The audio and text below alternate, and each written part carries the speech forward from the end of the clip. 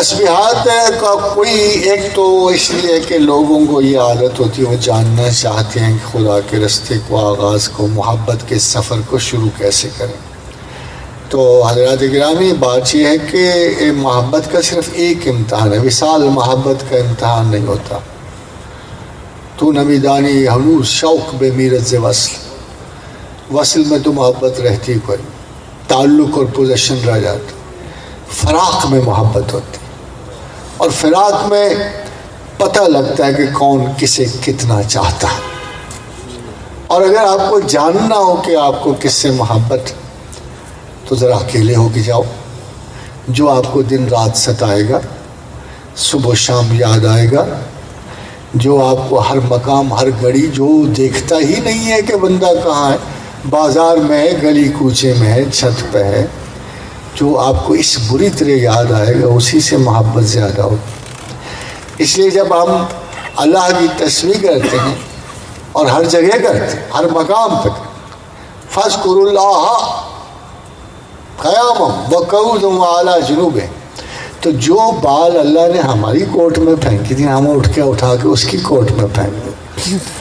ہم اسے کہنے کی کوشش کرتے ہیں، اے اللہ ہم نے تیری چاہت میں دریغ نہیں کیا، آج کھانا نہیں کھا سکا، تسبیح کیے، آج بڑا ضروری کام تھا نہیں کر سکا، تسبیح کیے، تیری یاد کو ہم کبھی نہیں بھولے۔ اور میرا خیال کہتا ہے کہ بھی جیسے حدیث رسول صلی اللہ علیہ وسلم کہ اللہ کے حق یہ ہے کہ اسے خدا واحد و لا شریک لہ کی طرح مانا جائے، اور پھر بندے کا اللہ پہ یہ حق ہے کہ وہ اسے عذاب نہ دے اگر وہ اس طرح اسے مانے۔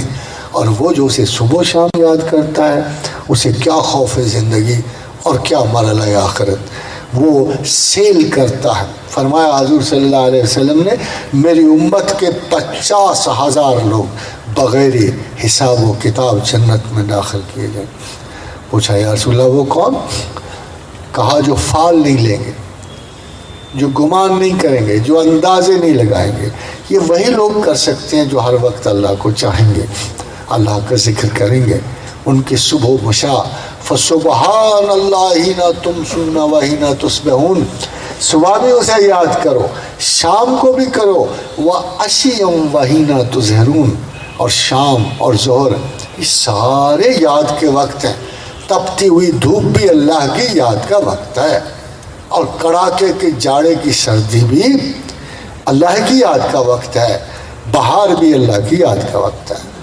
بہار خزاں اگر حضور خداوند کے ساتھ ہو تو بہار بن جاتی ہے، اور بہار نظر تغافل ہوئی خزاں ٹھہری۔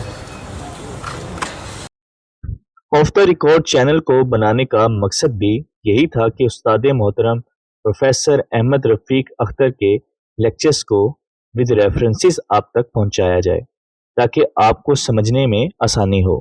اس ویڈیو میں اس ایڈیشن کے بارے میں اپنا فیڈ بیک ہمیں ضرور دیجیے گا، اور اس چینل کو آپ سبسکرائب ضرور کریں تاکہ آنے والی ایسی ساری ویڈیوز آپ تک بر وقت پہنچتی رہیں۔